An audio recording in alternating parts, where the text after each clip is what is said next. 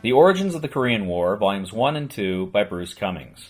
Bruce Cumings, in his two-volume work, The Origins of the Korean War, argues that the war was largely a result of American misunderstandings of Korean politics, American occupational authorities' desire to confront Soviet-style communism on the peninsula, the damaging legacy of the Japanese colonial era, and the tension in Washington over pursuing a policy of containment or a policy of rollback.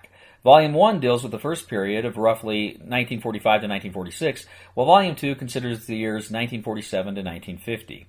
Cumings challenged the notion that the Soviets and their North Korean allies bore primary responsibility for starting the war. This places him at odds with historians such as David Rees and Adam Ulam. Cumings wrote that the origins of the war were much more complicated and multifaceted than the simplistic arguments that the communists started it, however satisfying that must be to American sensibilities. It was American policies shaped on the Korean Peninsula and in Washington, Cumings noted, that must be carefully considered in any discussion of the origins of the Korean War. Cumings considered the role of General John Reed Hodge, the military governor of South Korea in the years following World War II. Hodge had little understanding of the Korean people or their indigenous political system, and even wrote to his superiors that the Koreans were, quote, largely incapable of intelligent political action. This became an important factor when the South Koreans began to organize themselves into various committees to run their local affairs. Hodge and other American authorities mistakenly interpreted these committees as potentially revolutionary movements and sought to stamp them out. In fact, Korean discontent with the American attempts to Americanize Korea in part led to the creation of the committees. Japan had left considerable infrastructure in the peninsula, and American attempts to introduce free markets and American-style capitalism in order to keep communism at bay often backfired and resulted in a kind of new feudal Korean society. Despite the fact that the committees were very popular among the Koreans, quote, the Americans consciously and systematically rooted out this movement because it could not be counted upon to serve American interests. The result of American actions led to the Autumn Harvest Uprising in late 1946, in which strikes, protests, and property damage led to massive arrests. Cumings juxtaposes this with events in the Soviet-controlled North, where the Soviets and the Communist Koreans, quote, could reflect on the first year of liberation with considerable satisfaction. While the Americans attempted to impose containment in their sphere of occupation, even before it became Washington's official policy, the Soviets had created a government and system that appeared to be much more responsive to the needs of the Korean people.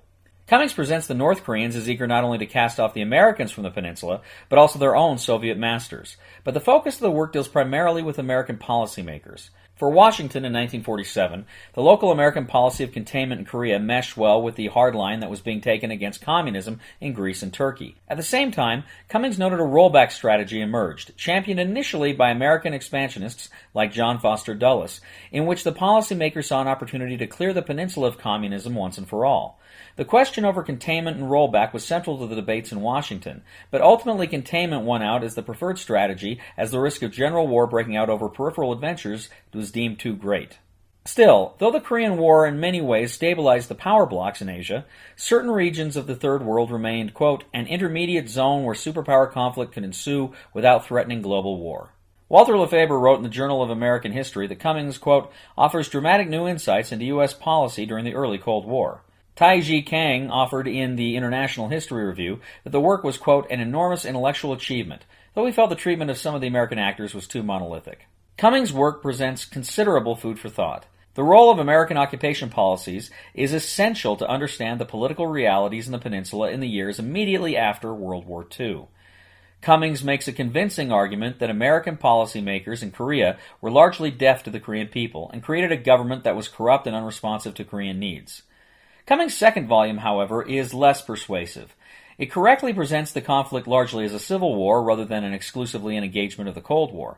Still, the portrait he paints of figures like George Kennan, Averell Harriman, Hodge, and others as being all die-hard nationalists is indeed monolithic, as Kang notes. Still, the biggest problem with this work is the lack of Soviet agency in these events. If Cumings had been able to consider the Soviet side of events with the same scrutiny with which he examined decision-makers in Washington, the work would be all the richer for it.